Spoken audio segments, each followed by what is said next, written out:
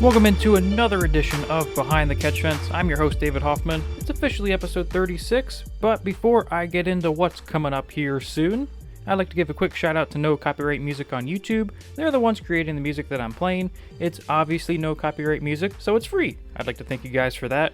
With me being a broke college student, I'm grateful for you guys. Go subscribe to them, No Copyright Music.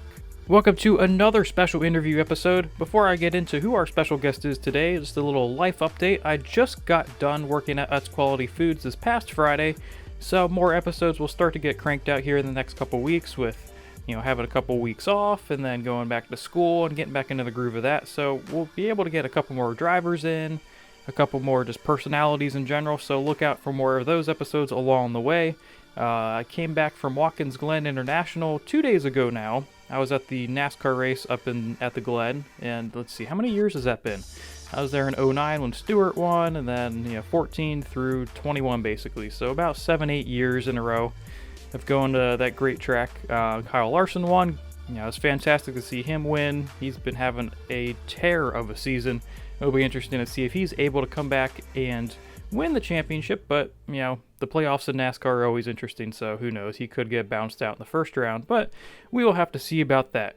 Also, this past Sunday was the very odd but interesting and entertaining Nashville Grand Prix, the Music City Grand Prix for IndyCar, where we saw Marcus Ericsson win with Scott Dixon second, and Behind the Catch Fence alumni and three-time guest James Hinchcliffe finally get a podium, finally get a top 5, finally get a top 10 on this interesting but very not so good season for him. It's been great to see him finally back up there, and hopefully that only bodes well for him going forward. Only a couple races ago, Alex Palou currently has the points lead by about 42 points, I believe, over Scott Dixon, and then Pato O'Ward as well in third. Now, it has been a couple months since the Mario Andretti was on the show to discuss the dramatic Indy 500 in May, but we're back for more. Today, we don't have a driver or a broadcaster on the show, but we have an incredibly talented motorsports artist in Alex Wakefield.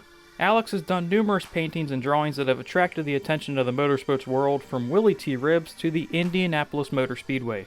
Wakefield designed and created the program for the 104th running of the Indianapolis 500, where he encapsulated the track's historic and monumental history through his eyes. His brand, Motor Art 27, continues to thrive as his unmatched talent gets seen by motorsports fans all around the world. We talk about his passion for motorsports, how he was able to design the 2020 Indy 500 program, and much more. Enough with the chit chat, let's get right into it. Now sit back, relax, grab your favorite snack. Could be some soda and some Oreos, like Tony Stewart always loved, those soda cookies, whatever it may be. And enjoy this episode with Alex Wakefield.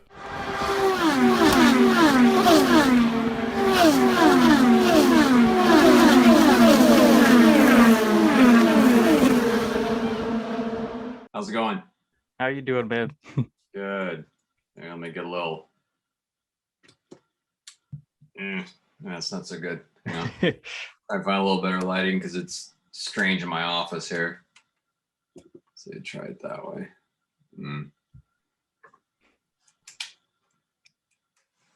So where are you guys moving to? We are moving over by Chicago. Oh, okay. About 20 minutes from Chicagoland Speedway. So if an IndyCar race happens there, we could go, but I just didn't go to Milwaukee or the Speedway, honestly. Yeah. Road America, but yeah. Hopefully they bring IndyCar back there at some point. That'd be a travesty if they didn't. To Milwaukee or Chicagoland? Chicago, oh, both actually, thinking about it, yeah. I went to the race in I'm trying to think. 05? It was the one where Buddy Rice flipped backwards on the back straightaway. Yep. It was boring. Besides that, it was boring. That was the only thing that happened. It's like nobody could move. It was, I'm like, okay, I'm glad they changed the formula so it wasn't just this the whole time and nobody could get past each other unless something really stupid happened. And those aren't our current rules package and era anymore, thankfully. So times are better now than that. But I don't know how racy it'd be. Yeah, I don't know. I guess it would depend on just lots of variables and just what kind of just aero package they brought. And I feel like earlier years it might be not the greatest. And I don't know, I think it'd be interesting to see how like the new car when that eventually comes out, and then with the Yeah. new turbo, like extra horsepower, that kind of thing, if that'll add anything just for overall performance.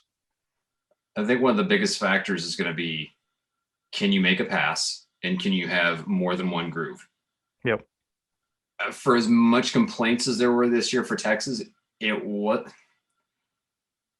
good, but it wasn't as much of a train wreck. What would have obviously helped is having 2-lane wide, but there's a whole myriad of things they're facing right now because they're trying to cater to different series and all that stuff. But I don't know. I mean, Firestone, Bridgestone has got their own compound. Goodyear's got their own thing going. By and large, NASCAR is more popular, so who you're generally going to cater to. All right, there we are. So I don't know. Maybe it's just simpler coming up through the 80s and 90s when I didn't realize these things and just racing was awesome, I guess. I don't know. But and even that Texas race, the second race wasn't terrible. I mean, it was better, especially sunlight. Texas was a double header. Yeah. Yes. I think I watched the highlights and then I watched the full race of the second one. You're right. Because isn't that the one Pato won? Yeah. Okay. Yeah, that's why I was thinking that, because he made some ballsy moves. Yep. Graham was up there too. He could have had a shot at a couple points too, I think. Yeah. Yeah, I'm there's been a bunch of racing I've watched. I'm like, wait a minute, I'm trying to piece it all together in my head right now, along with kids and family and all that sort of thing. But no, that wasn't the second one wasn't as bad as the first one, that's for sure. But yeah, it's been a good season so far. I think things are on the way up with IndyCar for sure. And speaking of that, I don't know if you saw yet, NBC is, I guess they're going to announce that multi-year deal. Where I guess they're going to have 12 plus races on network NBC, and then the rest of the races will be on USA Network. And then with Peacock, they'll still have practice qualifying type of thing. So I think it's going to be a win-win for both sides. Okay. I didn't know if it was multi-year or not, but I did see something about 12 races being on the main station. So that's pretty cool. I think NBC generally does more things right than wrong. So, and they were a big improvement over where ABC was at. ABC, ESPN, and I think the production's better. I think they're taking a little bit better care of just presenting the races overall. And I like Lee, and he does a great play-by-play. But I do miss Bob Varsha, so if we can get him in to call some sort of racing somewhere that's a little bit more wider watch than just Formula E, that'd be great. That is true. Yeah, Bob Varsha has always been top notch, and I remember early, on when he was on Speed and doing kart, that was really fun to watch. It's I grew up with him. He was my F1 guy. He was Murray Walker for me. Okay. And I remember seeing him, I think it was 89 when he first started doing the races, and he knows when to really crescendo his call and then just kind of talk through it. And like, here's what's happening. It's not like, what's the guy's name that does the F1 races now?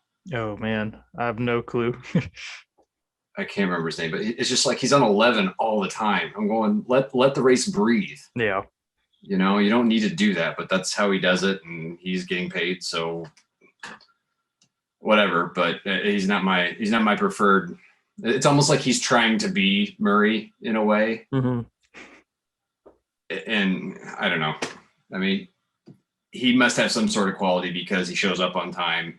He knows the drivers. He knows the state of play and everything. But it's just my preference. I think I don't care for him. Brundle's fine. He knows what he's talking about. Knows what to say in analysis, a driver's perspective or technical or whatever. I think he does great. But yeah. Anyways, I know. I've always grew up.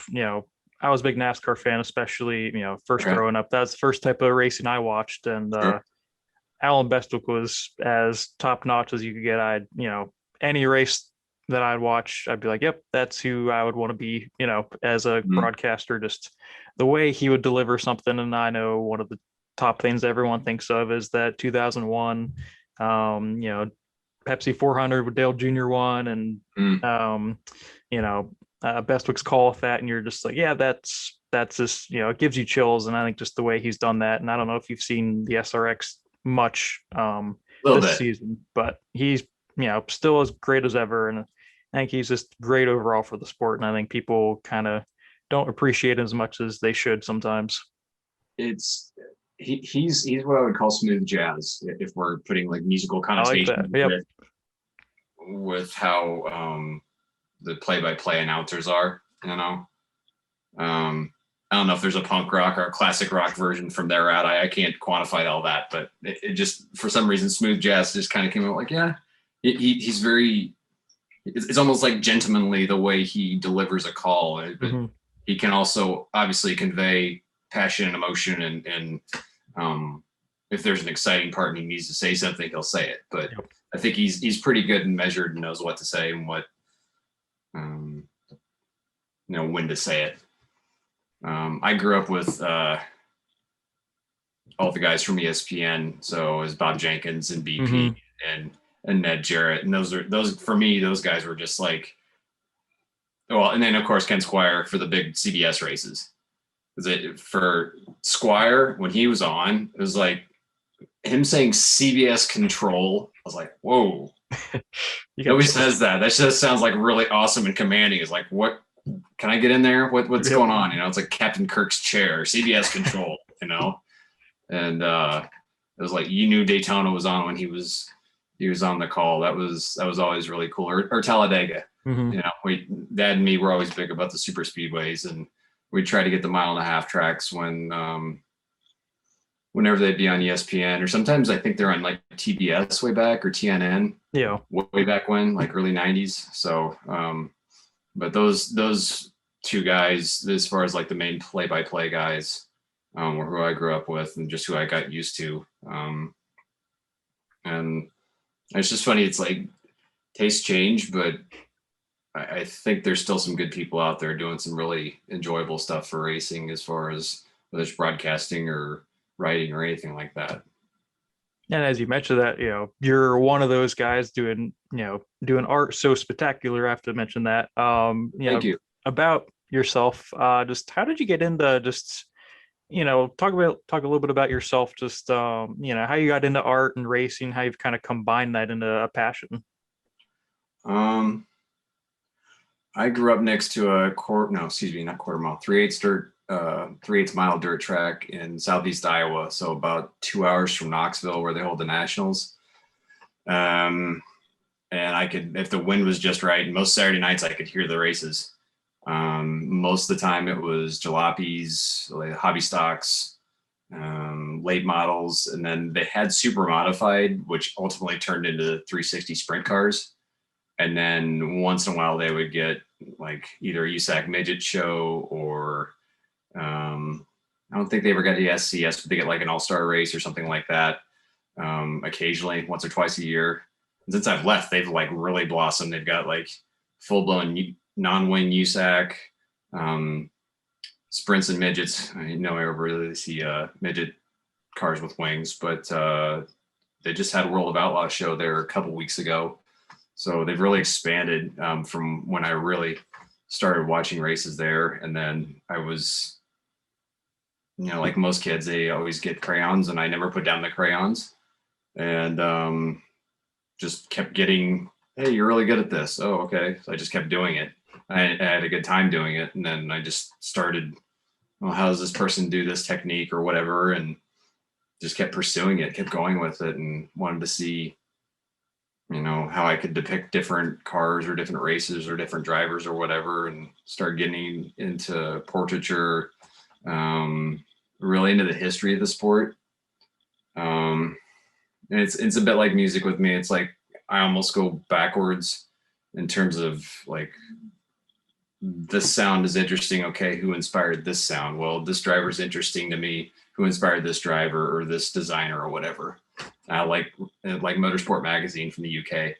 They always have really cool background stories about that sort of thing. And I just really enjoy digging into those stories, and it kind of keeps me going as far as different subject matter. If I'm not doing client work, somebody wants something specific, I like doing that stuff for myself and just kind of keeping that whole thing going, really.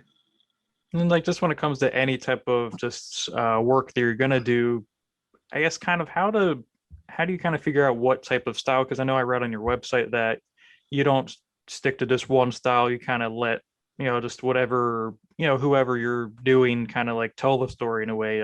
Just how do you kind of figure out how you're gonna, use, what kind of colors you're gonna use, what kind of style, just kind of, yeah, how do you figure that out? The composition, that type of thing. Yeah, the technique. Um, Sometimes it goes in conjunction with phases of what I'm making. So there was a point in time, probably about 4 years ago, where I was really getting into oil paintings. And I did, let's see, about 4 paintings. Backtrack before that. I got contacted by somebody from a museum in Portugal, the Caramulo Museum. They have a really nice automotive collection over there, and they also have just a full art museum combined with it. This is really picturesque place up on a mountaintop in northern Portugal, and they saw my work on a Petrolicious article. And I got invited to go over there with my family and do a full show for 3 months, and it was just a wonderful thing. But it was just all oil paintings, and it was one of those things where I was really pursuing, how do I make this image look through oil paintings? Usually what I'll do, whether it's oil painting or an illustration, a mixed media illustration, I'm always sketching smaller compositions. So we're probably talking no bigger than like 3x5, just to get a general idea of how the composition is going to look. And then just kind of go from there. With an oil painting, usually it's going to be a sketch of some sort on the canvas. I haven't played with wood panels. I know a lot of people, as far as artists, do wood paneling. I'm starting to look at that myself, just because it's a little smoother and easier to paint on. Canvas is great, but it flexes a lot if you don't have it super tight. So if you're painting on something, there's a framework behind the canvas, and it can slap up against that framework and cause strange looking patterns and that type of thing in the painting. So that painting on wood, harder surface, kind of helps solve that problem. Lately, I've been doing a lot of illustrations. Let's see. This is one I've been playing with for a bit, just on my own. This one's of Mick Doohan. Wow. It's a 5-time MotoGP 500cc world champion. It's just, I like that whole development. It's the same technique I actually used once it's finished. It's the same technique I used for the 2020 Indy 500 cover. So I draw everything out and then really refine the black and white portion of it. And when you see this, it's all gray here. Yeah. The lighting's not great in here, granted, but this is all gray. So basically, if you're looking at a value scale, you go straight from totally white to black. Well, if you put it in the middle with the value system, you put it in gray, there's less for you to do to go towards the light, and there's less for you to do to go totally dark. So instead of being like, hey, I'm on a white sheet of paper, you got to go clear the other side of things to get it to be completely black. So it's just a little bit easier it's like a technical thing, but it's a little easier for me to do my work, having that right in the middle there starting off. So once the black and white is done, I'll go on and airbrush it, and that'll get kind of the mid-tone colors and everything in there. And then finally, once that's done, I'll go in with Prismacolor colored pencils and get all the highlights knocked in. And then it just looks so deep once it's finished. So those are a couple of things that I've been playing with. Airbrushing, this mixed media technique is basically just taking everything that I've learned and just put it into one whole illustrative system. Because I was always really picky about how I was depicting cars or drivers. I'm doing portraiture and that type of thing. So I always take a lot of time doing it, as opposed to being really free and loose. But that can get kind of tedious and manic almost. So I'm like spending 2 weeks on something this big when the whole illustration's this big. You can't do that all the time. that's why the oil painting's nice. You can free it up, you can chill out, you can still get really interesting compositions and pictures to look at, but you don't have to be so precise and so technical with it.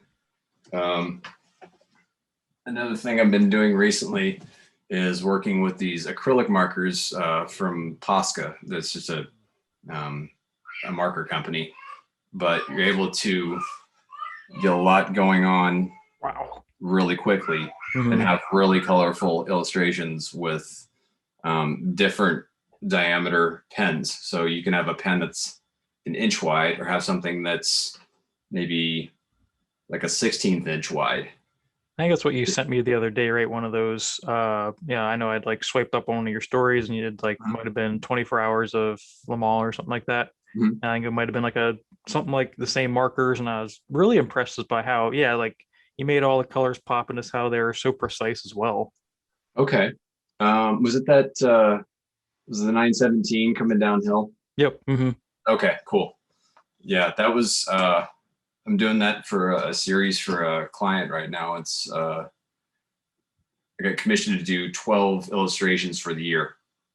So it's like it's almost like you get the subscription to like Hickory Farms. They send you something every like 4 months. Well, he's getting something every like 3 or 4 months of illustration. So he's getting like a little pack of 3 or 4 small marker renderings, and he just takes them to work and switches them out. And it's been really cool to do that with him. He's liked them a lot, and it's been fun for me to do. And they're fun because it's racing imagery that I love. He loves it too, and it doesn't take long to make either, and they look great. So it's fun when you have a customer that's kind of like, hey, let's do something different. I don't care what it is. I like what you do. Just make it happen. That's how I like that a lot. I say that's the best subscription you could have, is like just that type of art just kind of popped like, hey, I get 3 to 4 things. So that's pretty cool. I like that. Yeah, it's fantastic. But like just looking at your artwork, and just one of the things that stuck out to me, one of the first things that I noticed, were that project with Willy T ribs. When you had a couple of those you made. So that was that for the premiere of Uppity, or what was kind of that background of how that project came about? The very first showing they did was, I think, out in LA.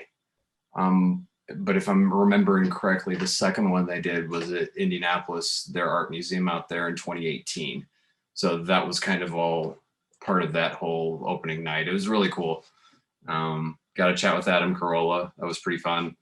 And it was cool to get his take on the work. He seemed to really enjoy it. And I don't know, the movie was fantastic. It was great to see like the Q&A session and everything.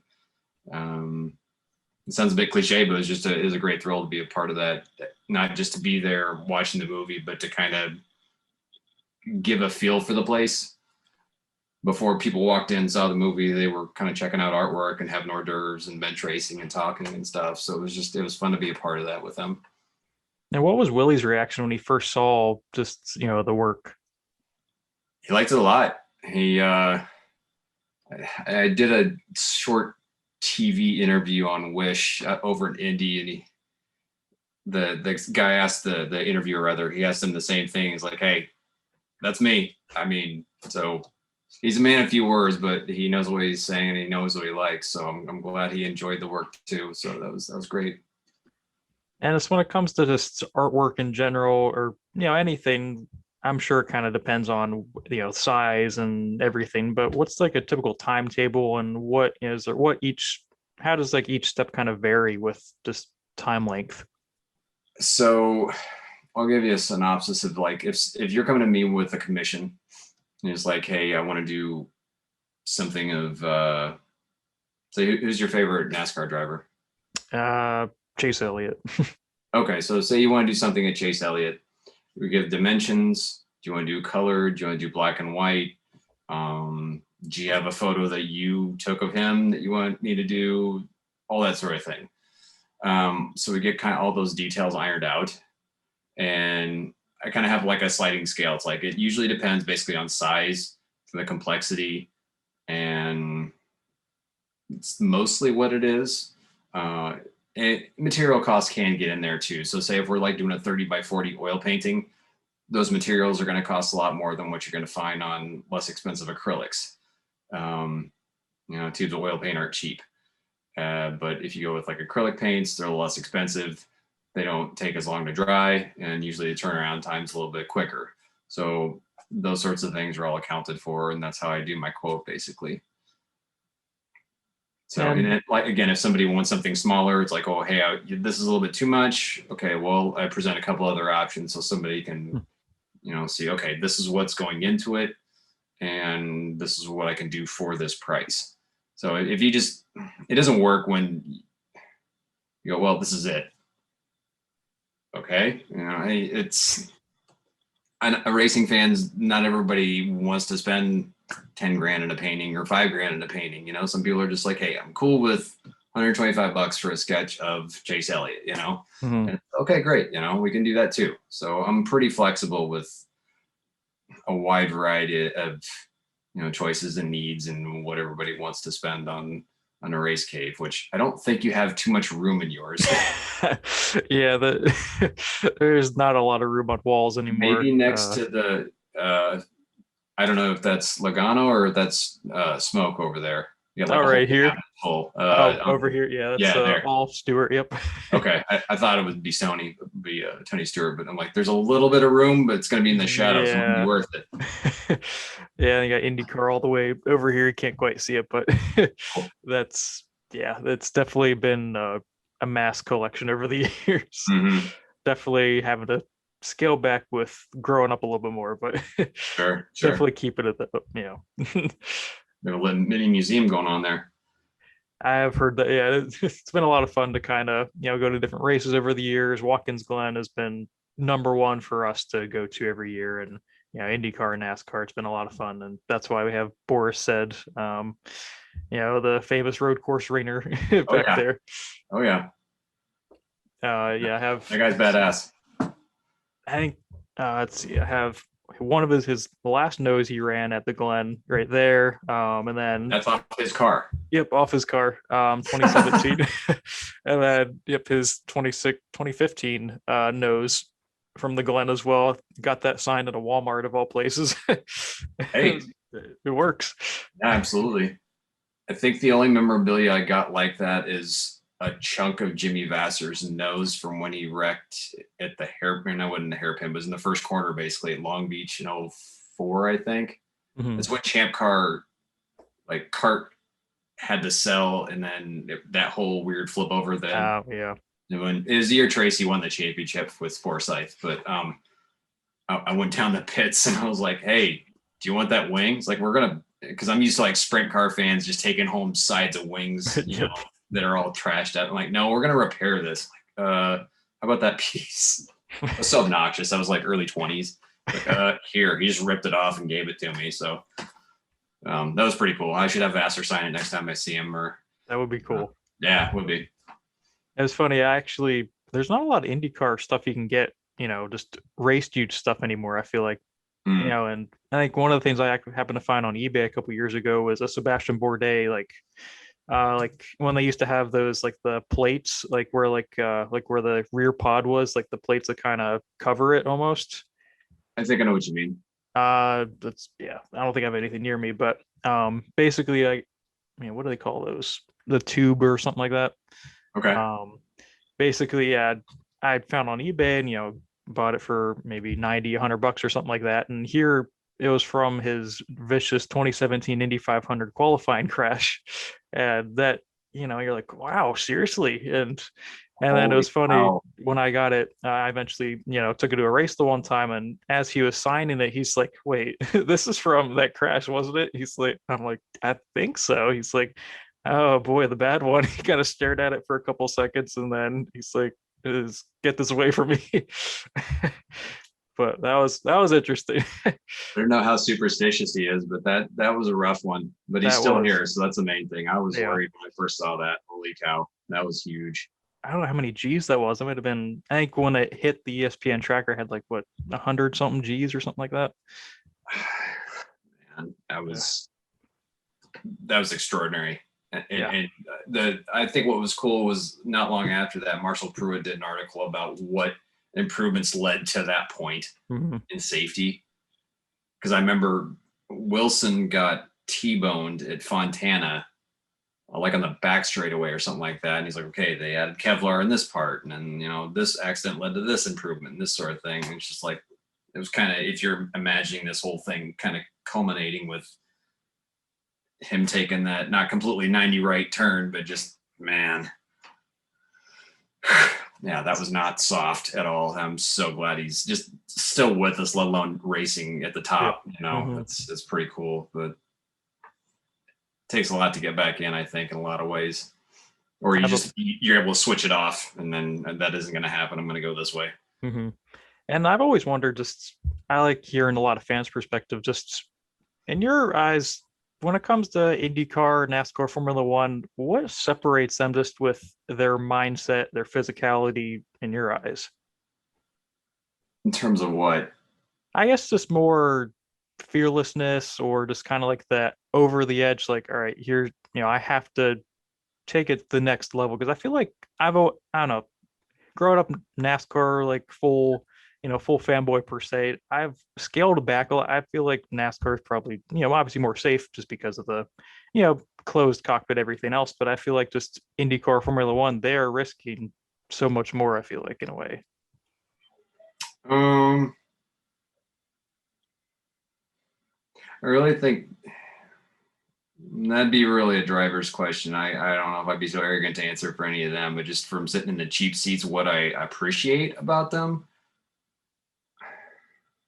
I think where you see most of that are they're real subtle, small, nuanced instances where you can go, oh, that was big. Mm-hmm. Like, did you have to have a really, I don't know if you really have to, but for me, I feel like I've watched enough to where I can go, that part hit me in a, like, whether it's a gasp of like, man, I don't know how they pulled that off type of thing.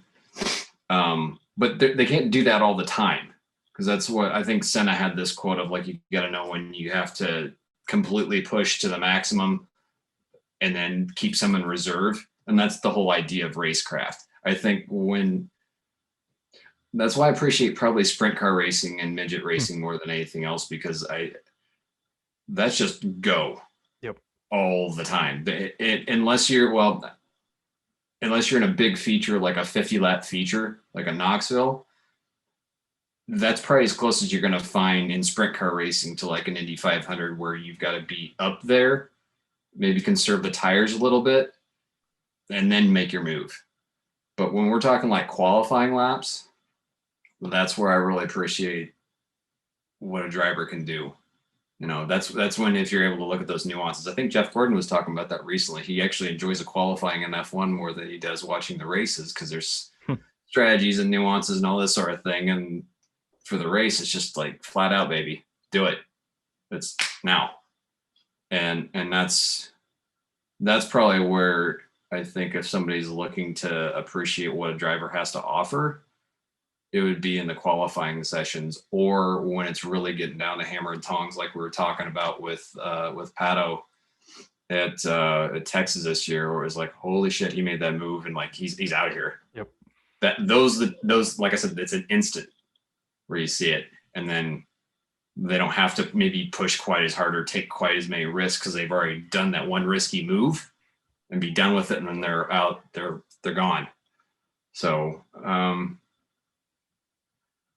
I think that's as best I can answer it. I don't know if that's a really great answer, but I think it's a great answer. And, I think I never thought of sprint car before, but yeah, you mentioned they're having, besides the 50 lap feature, like you mentioned, they're having to go, and there's only one speed you have to go. And, and that, along with even, I think, any like super speedway for IndyCar per se, like you can feel that speed when you're, in car camera, or even just outside normal camera view. You can tell, oh yeah, they have to be pushing it, and you can kind of feel that speed a lot more than NASCAR at Daytona or Texas, wherever it may be. I just feel like IndyCar or Formula One as well, it's just you feel that speed, and you even like, a bigger hit, you're like, you feel that a little bit more. And I think that's just the main thing is just if you can feel it just through the television set, then it's got to be pretty darn fast.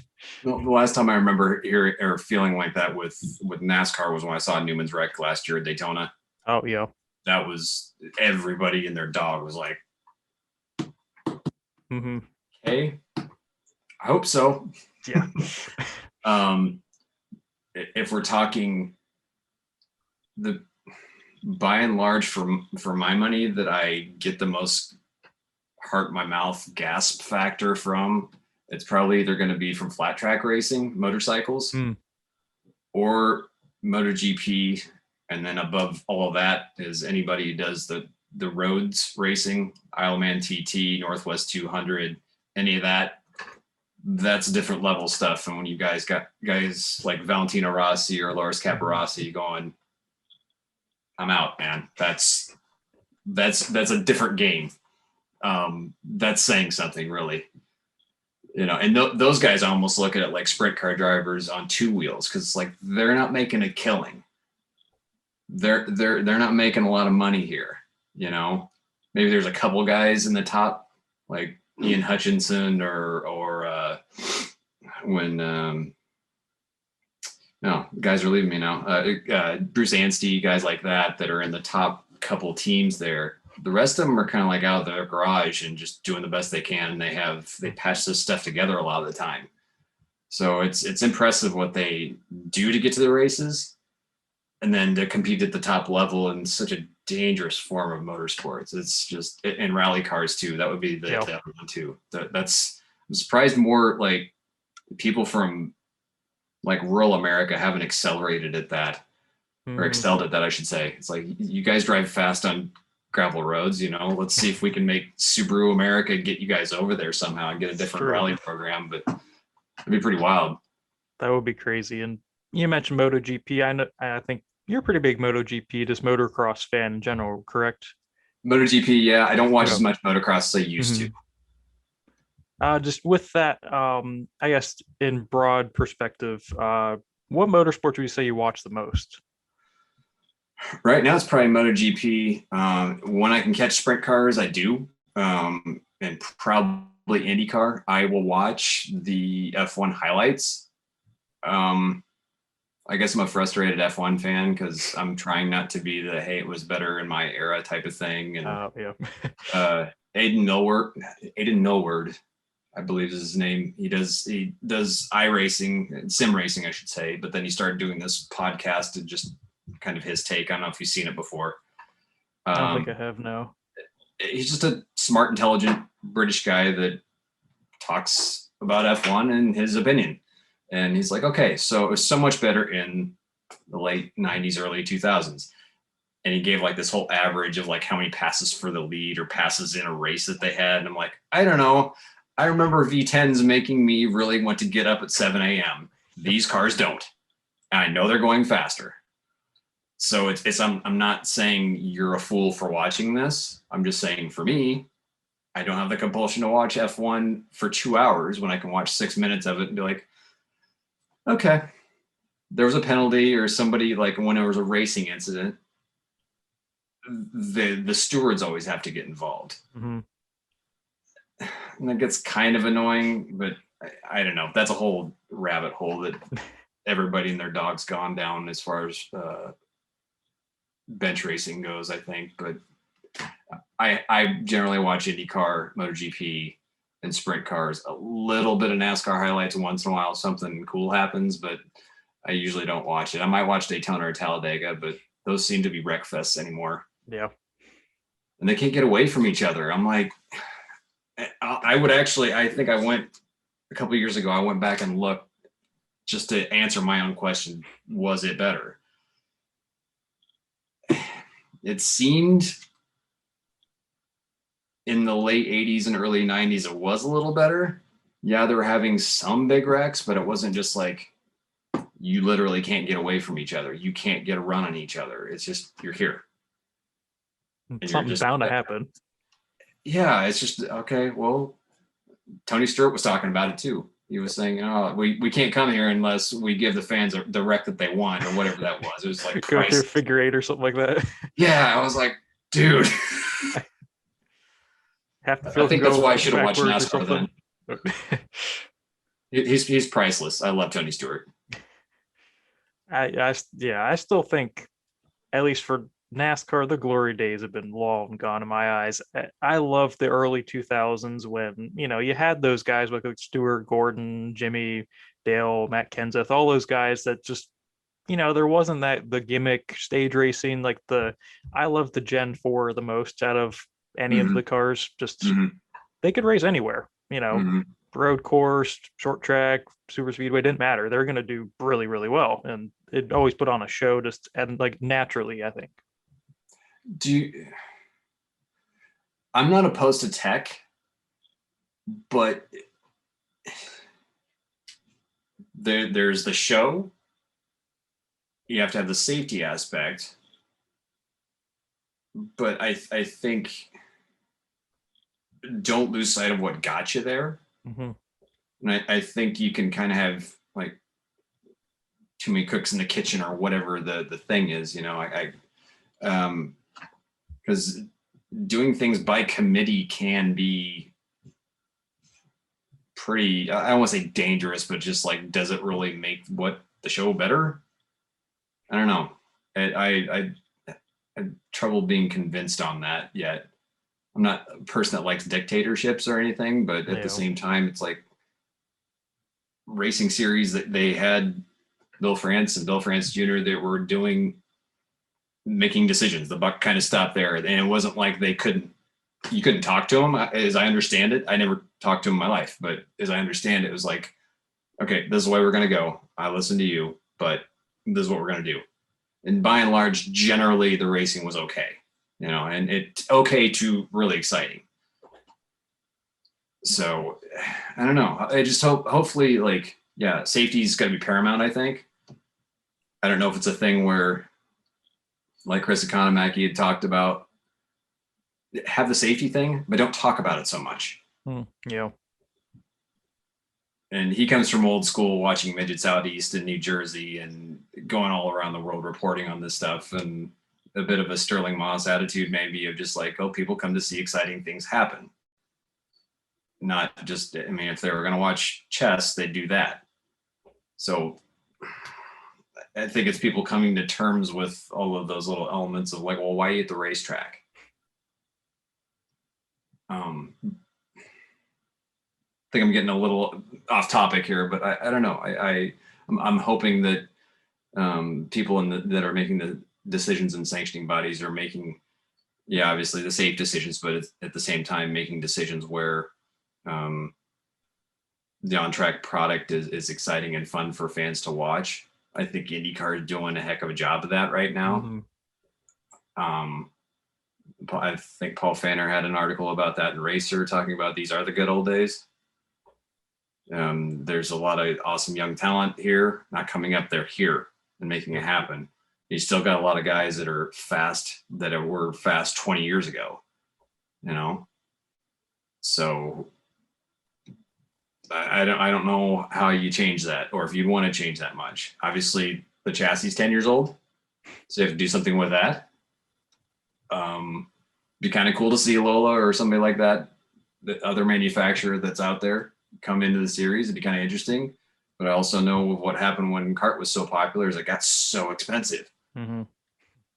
You had a tire war, you had an engine war, you had a chassis war, and it became kind of like this in between first and second. It's like, okay, you're either going to be less expensive or you're going to be Formula One.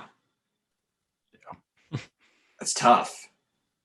So I don't know. I think just the on-track product, like you mentioned, is as good of any series right now for IndyCar, and you really can't get any better than what IndyCar is putting out every single week. And you don't have the gimmicks, you don't have the, how many seconds apart for Formula One, or the stage racing, just a bunch of people up like NASCAR. And I think between an IndyCar or sprint car type of thing, where it's just natural, it's just you race, you have the strategy involved for IndyCar at least, and guys are just having fun. They're pushing to the limit, and you don't have the other outside stuff that kind of ruin the product. And fans love it, and ratings are up 30% or something like that over last year for NBC. And I think overall there's still some steps they need to take, like bringing in a possible third manufacturer, and just bringing in, what was I going to say? Just continuing to get that uptrend of getting back to where kart was back in the 90s. And will they ever get there? Who knows? But I think overall it's a great step in the right direction, but just don't shoot yourself in the foot with something stupid. I agree. I think one of the key decisions they have to sort out is Chevy has been awesome as a partner for the series, and Honda's been awesome as a partner, like since the mid 90s when they really got into the sport. Like they've been running ads featuring Honda drivers all the time. You see Zanardi and Vassar on there all the time. FedEx, do you want it to go overnight or do you want it to go to Farron? What? He walks in, that was cool, stuff like that. So, Honda was part of all of that. But I think if you're having a third manufacturer come in with a new power plant or power unit or whatever you want to call it, I think and I'm not the tech guy, but I know enough to get in trouble. It's got to be advantageous for them to want to enter this series, not just to have like this, hey, you got this electric whirlybird that does this one thing, just it's a stock deal. Why would I enter? Yeah. I don't know if that's, I heard rumors about Porsche being interested and then they cut it off. I don't know. But since Penske's back and he's got a relationship with them over the years, maybe there's a possibility there. And if, I don't know how that looks. I hopefully, whatever it is, like we said, it adds to the show and it adds value for that manufacturer that makes them want to stick around the series, It'd be cool to have fans get into the series. Hey, I'm a Porsche fan. Yep. Cool. Love to see more Porsche fans at the IndyCar races or whoever, BMW or Merc, that type of thing. I don't know.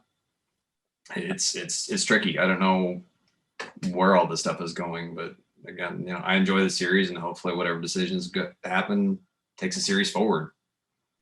It's one last point to that. I think the main thing that IndyCar should do, at least right now, is market their drivers better. Like you mentioned with those commercials and, Carvana, for example, they're doing one damn good job with Jimmy Johnson. You see commercials every single commercial break of him doing whatever stupid thing he's doing. And, it's just cool. They're having fun. He doesn't take himself seriously.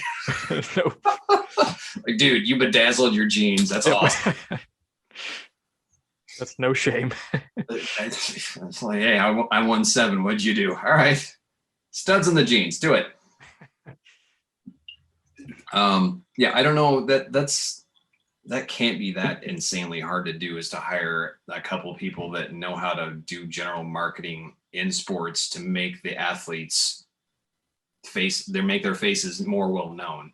I mean, I know I don't know a lot, but I do know that much. I mean, it shouldn't be that hard to, with the budget that IndyCar's got, at least get Instagram programs going and YouTube and this type of thing, and leverage social media to make that happen. It's not hard, but it seems like that they've got so many other things going that they haven't really addressed that. But again, Penske, I think he's probably covering the biggest pressing issues first and then getting those things dialed in and then moving on to these other things. I don't think it's beyond him, because people like yourself, Champ Webb, he's another really big one on Twitter. He's always talking about this. David Land's always talking about this. Oh my gosh, yep. that noon, but Yep. Yeah. No, I like that. I think it makes sense. True. It makes 100% sense. This is something that's cool too, that wasn't around in the late 90s, was these sorts of chats that were, you and me could be sitting at a campground or a autograph session or whatever and talking about the stuff, but there's like maybe our mom and a dad and a girlfriend that were in the whole conversation. Now it's like, a couple hundred people, maybe more than that. Yeah. And those sorts of ripples kind of go out, which is great. So that's something that I hope that they are paying attention to, because it makes the sport grow that much more. NASCAR does that on its own, just with the fans. It's a huge fan base. F1 does that. So it's like, how do you make that IndyCar centric and not not completely try to steal the cookbook, but be like, okay, that's a cool thing that this series is doing. That's a cool thing that this series is doing. How do we add that to our mix and make it better? And I think just, like the drivers themselves have to do their own marketing, like, and have to kind of get themselves out there. Like Newgarden, he has his YouTube channel, Admit One, and Hinchcliffe, Rossi, Connor with the mullet, and just those small little things. A mullet is that's one beast of a hairdo, to say the least. How can we get him and Rico together? Oh my god! Yep. That I would don't be know perfect. why that hasn't happened. Well, okay, maybe they did something at Chili Bowl, but I don't know. There should be at least a photo of them together. There should be. Yeah, that'd be the best photo on all of Twitter, Instagram, whatever. Wait, I've got it. Do you remember the old photo of Emerson Fittipaldi like nose to nose with Jackie Stewart with the big lamb chops? Yep. Have them either like nose to nose or like back to back. Hair. Yep. Which one's got the better hair? I don't know. I just thought of that. But... We should put that out on Twitter and see if any of them were like, yeah, why not? Let's do that. Like, what are you talking about, dude? That'd be crazy.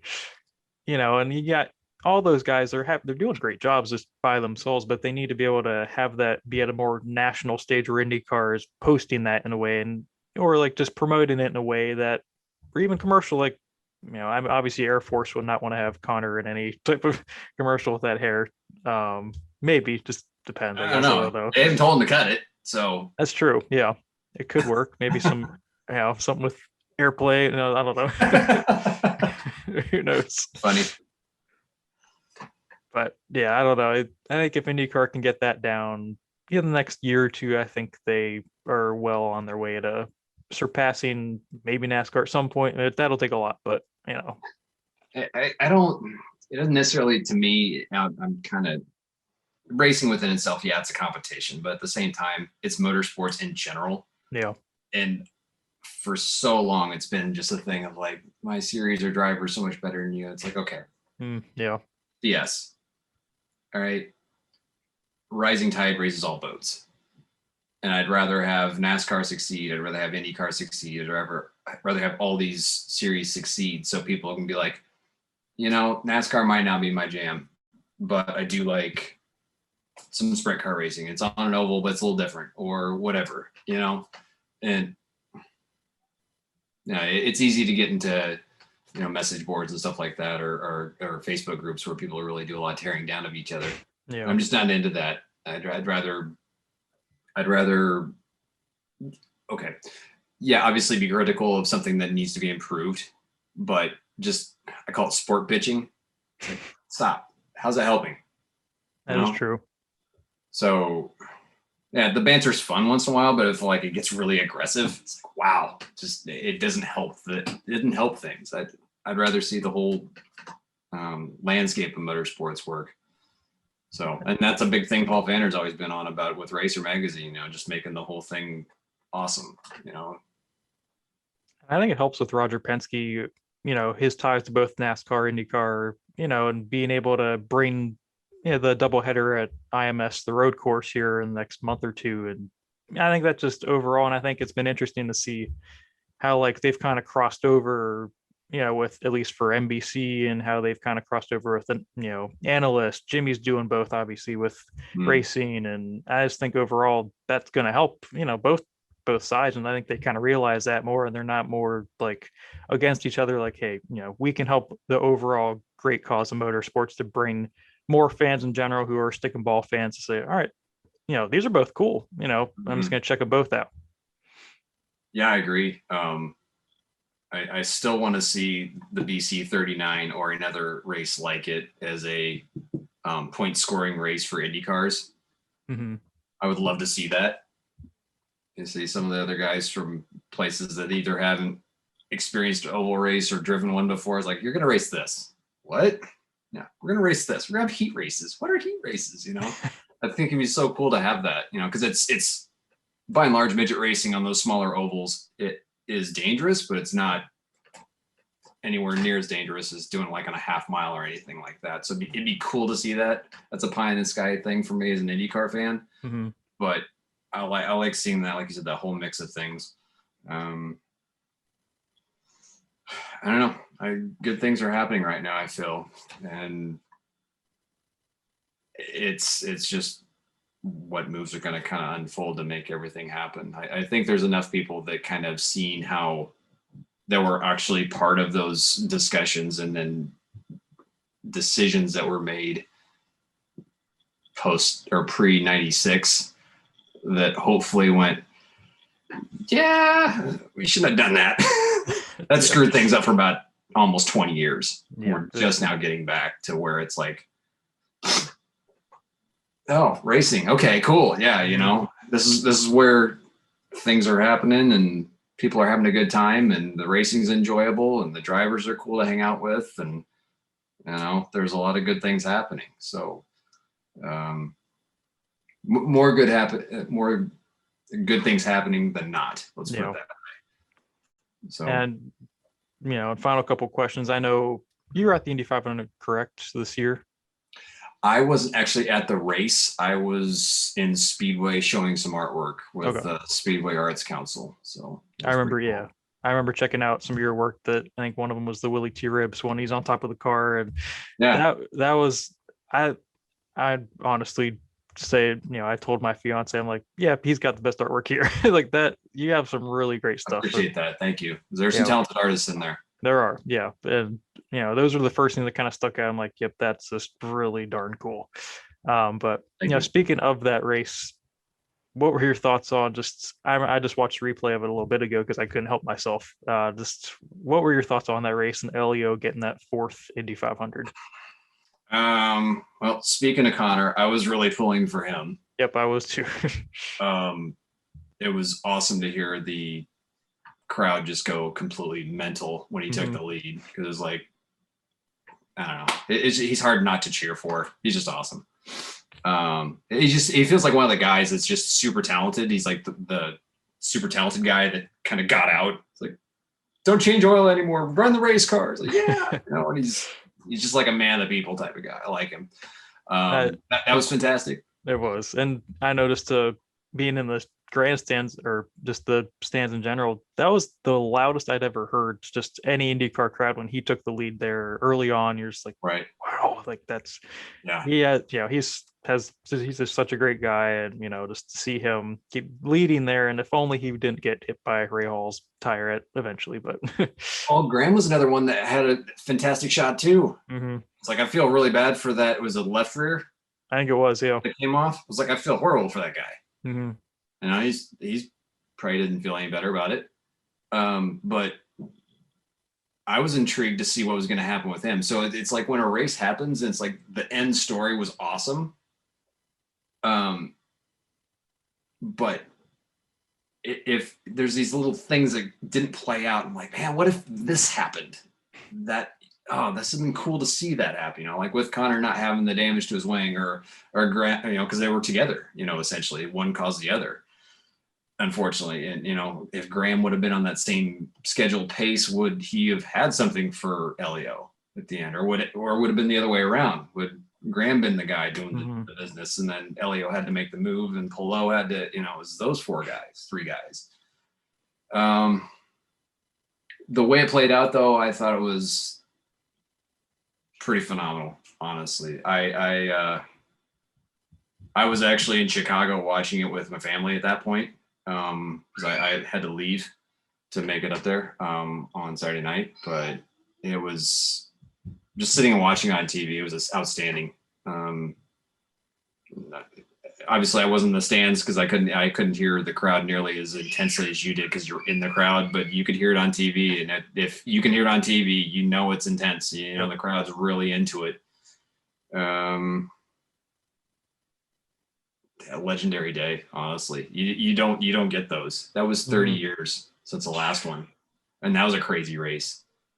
That was, yeah. You know, Michael was fast, and then Rick was just holding back a little bit, and then go. Michael thought he had him, and I was always a Rick Mears fan, but at that point I was a real, like, Michael's my guy. He was just flat out exciting to watch every single time out. And like, even till he was with Andretti Green, like he was doing his own racing with the Motorola car, he was still exciting to watch. But that day it was just like, okay, cool. He made that pass, and then Rick just like, nah, I'm just gonna pin it on the outside. It's like, okay, dude. He left. So yeah, it's funny how it takes those cycles with Indianapolis to make those super, super huge races. But I'd say in the last 10 years, we'd have great races. And I think that's why NBC's biting right now. Mm-hmm. They saw how awesome it is there. And it's like, well, look at the time we've been with them. And then previous to that, since the 100th. Well, wait, when did Ryan Hunter-Reay win? Was it the year before that? I think it was 2014. Okay. So 2 years before. Okay. That was crazy. That was, yep. I mean, even though it was the green, white checkered thing, I was like, okay, I got sick of seeing a yellow flag finish just as a kid. It's like, okay, for once. And then that race was pretty wild and it was exciting to watch. So I don't know. There's always something special at that place. And this is another level. And especially being the fastest race. I forgot about that too. Yeah. I don't think AJ did that in 77. And 86 was the fastest until 90. And I didn't think anybody necessarily was going to get it, but everybody was clean. I think they had one, maybe two cautions. Like two at the most, yeah. It wasn't very many. I know Wilson in the pits, and then, Ray Hall's big wreck. But other than that, I don't think there was anything else. Mm-hmm. Yeah, I think most of the trouble was actually limited to the pit lane. Mm-hmm. But the rest of it on the track was just everybody was running fast and keeping clean and going from there. It was a great day overall. Personally, like I said, the whole thing about storylines not playing out, but really had nothing to complain about. It was an amazing day. I'd never seen more 40-plus-year-old men cry in my life until I was up in the stands. You see these guys wearing these, old LEO number 3, yellow submarine shirts. They're bawling their eyes out. Sure. But, just seeing LEO's genuine reaction, and obviously you're going to get incredible interview, incredible, just like authentic energy from him every single time. And, just to see him win that was just so special. That's the thing about him that I've heard is like, there's no BS about him. He's actually like that, like happy-go-lucky, goofy dude. I'm like, real? Yeah, he is. Okay. I think what added a layer to me about this whole story for Elio was that somebody sent me like a video that they saw about like, oh, we're at the Indy 500. It's like this YouTube couple that travels around the world. Yeah. And Did you see Elio invite them into his bus or something like that? Yeah, and then they got to hang out for the race. I'm like, are you kidding me? Like they were clueless to racing. Yep. Like they were totally clueless. And like 20 years ago, I might have been smug about it. But now I'm like, wait a minute, hang on. This is very, very cool. Mm-hmm. Because these are people that are out to have a good time with their life. And they're actually able to get involved with the sport that I love and then share it to a wider populace. Yep. And apparently somehow they got to hang out with the winning team. I don't know how that works. That's crazy. If the NSA had something to do with this, if they manipulated the results, they conspiracy theory. No, seriously, it was so like random and awesome to see that happen. That kind of, for me, just kind of see that happen. It was just kind of icing on the cake to see that. And I don't know. I think Elio is definitely worth celebrating for sure. And you mentioned just, other people saying this is no BS, like this is who he is. It was cool. A couple of months prior, actually a month before, I was able to talk to him on the show, and he is as energetic. I don't think he can sleep ever. Like, he just, I think he was in his trophy room or something like that. He's like, yeah, man, up here he had this one from 2000, whatever. He's like, that was a good day, and whatever else. And just talking, and like every answer he's gonna talk for 5 minutes at the most, and just keep on, just like most positive dude out there. And that was a feel good story. And I think just overall, especially when NBC, they decided to show so much of the post race where he's running around on the front stretch and hugging everyone, Mario kissing him on the head and all that stuff. That was just that was great from NBC's part. Yeah, if I'm the direct, I don't know if Terry Langner is still doing the direction for that. If it was, that doesn't surprise me. Yeah, because we're sticking with this. I don't care what's going on. But whoever it was, whoever made the call to stick with it, I agree 100%. Is like, you have to stick with this. There's no reason to not stick with it. This is historic. This is 4. He's the 4th, isn't he? Yeah. Yep, 4th one. Yep. Yeah. Al Mears, AJ, and him. I mean, he hasn't won a championship, but he's won the biggest race in the world 4 times. So I don't know what are you gonna say to that. Yeah, I don't even think about the non-championship in IndyCar. That's meaningless at this point for me at least. It's a funny thing. It's like Ari never won a championship, but holy cow, he's fast at Indy. Yep. It's just like just about every time, even when he was with Dick Simon, it was like he was fast. Mm-hmm. And like in 91, he was still really quick. He probably would have been in contention for the win if he had, I think there was a penalty or something happened in the pits where he fell a lap back, and he was 3rd by the end of it. I mean, the guy I talked to Donald Davidson about that. He's like, Indy's his best track. Like, yeah, I think you're right. He was good on at Milwaukee too, if I remember correctly. But I'm not going to say that Ari Luyendyk is not a legend, because he definitely is. But it's funny how, like, if you win so many times at like one place versus another place, it's like, okay, he was good at Mid Ohio. Cool. Yeah, you won at Mid Ohio, or you won in Milwaukee a couple times. It's like you won 3 races at Indy. They were the 500. That carries a little bit more weight. It does, yeah. And I think even with like a Scott Dixon, obviously he's won in 08, but I feel like there's a lot of times where the month of May rolls around and like, 7 championships, but you only have 1 Indy 500 win, and I think that kind of always resonates in a weird way. But obviously Scott's been so dominant there over the years, and I saw a stat how many laps he's led, which obviously in the grand scheme of things doesn't matter because 6 championships actually. I'm thinking a little bit too far ahead. Yeah, but it's just one of those things where Scott, obviously he's a living legend, and no one will be able to surpass what he's been able to do. But I think just the 1 Indy 500, and I think people kind of are like, you haven't won more? How? I think about him, I was just thinking about this, is like there's another driver that has his own mystique about that sort of thing, but he's a little bit more, he's obviously more well known, and that's Earnhardt. He only won Daytona once. He won a ton of Daytona races. I think he had like 27 or 28 races there between Busch and other NASCAR events. And then he won 7 championships and 85 races or something like that. Yeah, something like that. So it's Dixon's a legend to me, and he's such a cool guy. Yeah, I met him in 18, and he was just such a pleasant person to like briefly chat with. And he was after the race, and I didn't talk to his wife, but she's like, that was an amazing race. He came back from like way back and gave us a 3rd place car. That was amazing.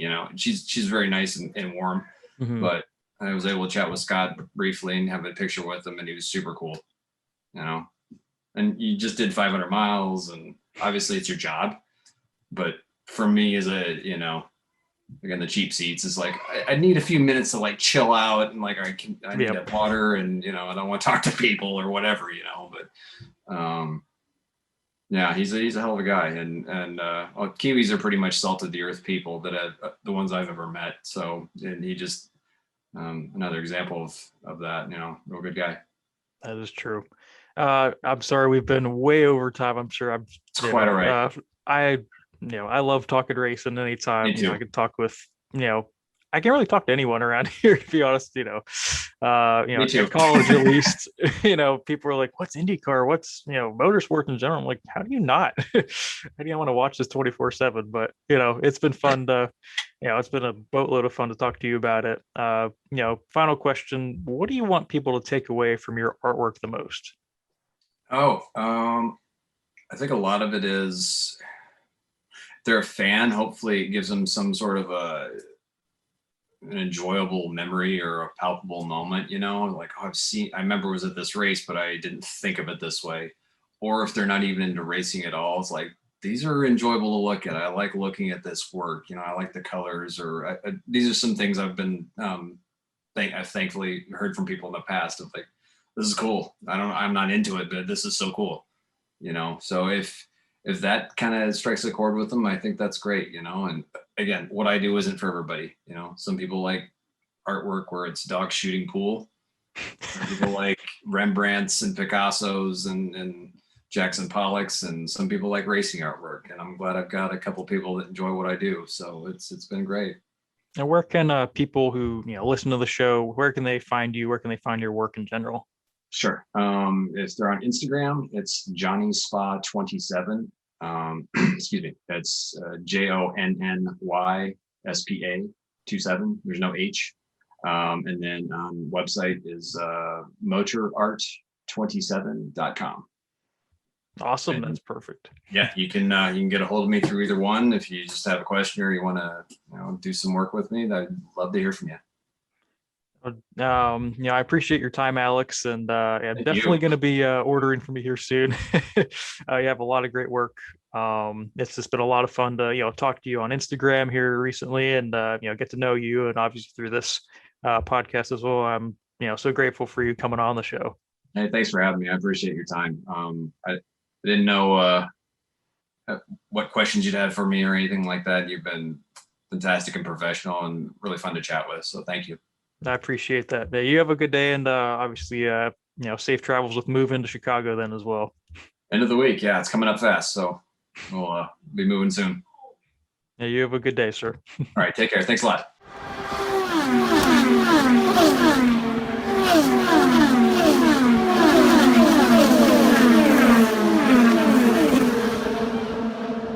I hope you guys enjoyed this episode of Behind the Catch Fence with artist Alex Wakefield. It was a really cool experience getting a completely different perspective on motorsports as a whole from Alex.